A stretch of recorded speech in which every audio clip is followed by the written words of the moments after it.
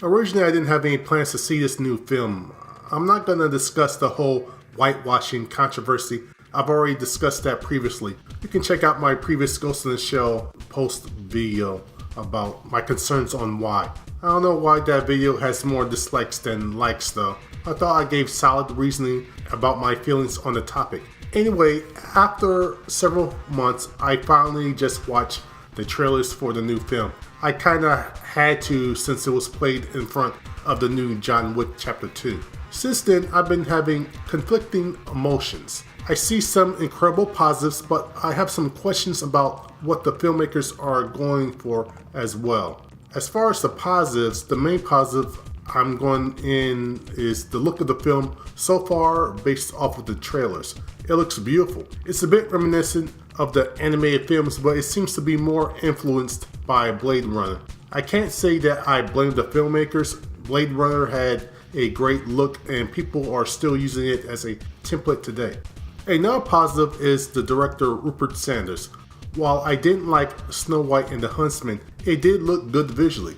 It seems he brought his visual eye to the film as well. The movie also has a pretty good cast. It also showcases scenes taken from the animated film as well, and they appear to be spot on. As far as the negatives, most of the trailers take place at night. I understand the reason for that is because CGI special effects come off better in the dark, but if the majority of the film is like that, then it's gonna come off as monotonous. The day scenes are shown in the trailers have a dull, washed out tone. However, hopefully not all the scenes will come out off like this. Also, this is Rupert Sanders' second major film. There's a good chance that this will be too big of a film for him to handle. He just may be too green for this type of film. I do wonder why Paramount had him directed and then go to another director to make it like Christopher Nolan or Neil Blomkamp, who have excelled in challenging and philosophical material like this in the past. It's also possible that's why they went with him. They may just want to make a film that doesn't ask a lot from its audience. Also, possibly Nolan has a history with Warner Bros., so they might not have been able to get him because he has a contract with them. Paramount just might want a quick action film. It looks like this film is going to clock in at only at 106 minutes, barely an hour and a half. Some questions I have though is the new live action film adapting the animated film, which adapted several segments from the comic? Because certain clips from the trailers are recreations of the first animated film. I'm not sure because it seems as if the story of this film is completely different. The graphic novel and the first film had several themes, one of which is personal identity and the other what makes up the human soul. However, it seems because the live action film has a big American movie star that they decided to have her be the focus of the story. While the Major is the focus in the earlier films, her place in the story was different. It wasn't about some secret threat that turned her into a cyborg for nefarious means. It was about her trying to find the Puppet Master. She wasn't trying to rediscover her origin. She was an established character, and we get to see through her how she views what constitutes as being a human. Ghost in the Shell asks questions about what makes you human. The more organic portions of you that you lose, can you still be considered human? Is this a necessary step for humanity?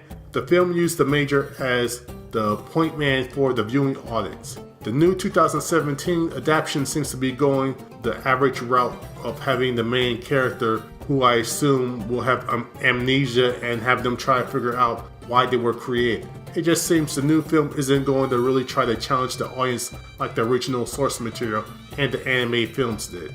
Also, in other clips, Makoto, the Major, seems to not be as on the ball as in previous adaptations. The Major has emotions, but she's able to keep it together and use her keen mind and determination in order to solve the issue in front of her. And it doesn't look like that's going to happen in this live action film. One final negative. In the trailers, they're recreating certain scenes from the animated film. If this film story is different, then those images really don't make any sense. It is possible that those scenes aren't even in the film. That's been happening in a lot of recent films, unfortunately. And here are some random things about Ghost in the Shell that you probably should know.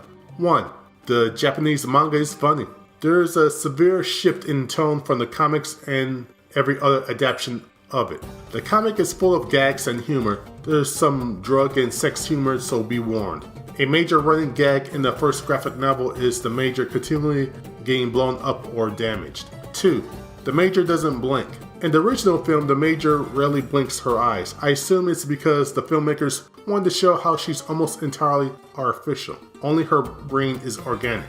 I imagine this is going to be changed in the live action film, probably because the studio and the filmmakers think that it would be off-putting, which was the point of why she doesn't blink in the animated film. 3. The comic was episodic.